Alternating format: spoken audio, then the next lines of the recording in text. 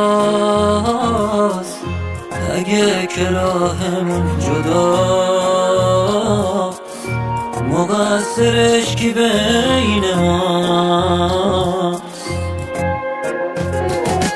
بگو که دل خوشی تو باورت، منم اسیر آخرت، تو جنگ نابرابرت. من که فهمید پر از خواهشم، زود مانم رفت بیرون زد میکشم، قلبم و کشت تا زیر آوارش کشون. یه سیب پشت چشام بود اما اون نخون.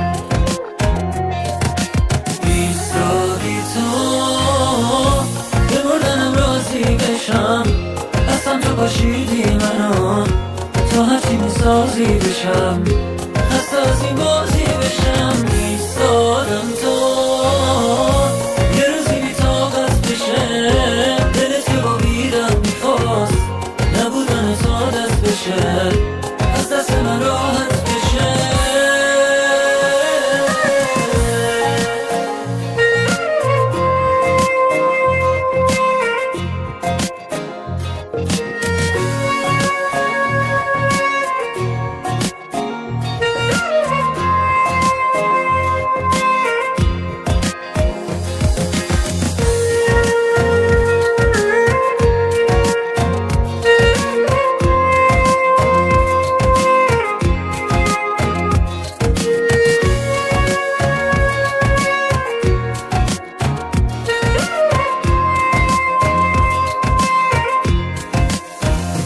حالا که وقت گفتنه، دنیا پر از بی حرفی، میگی هوای زندگیت بدجوری سرد و برفیه.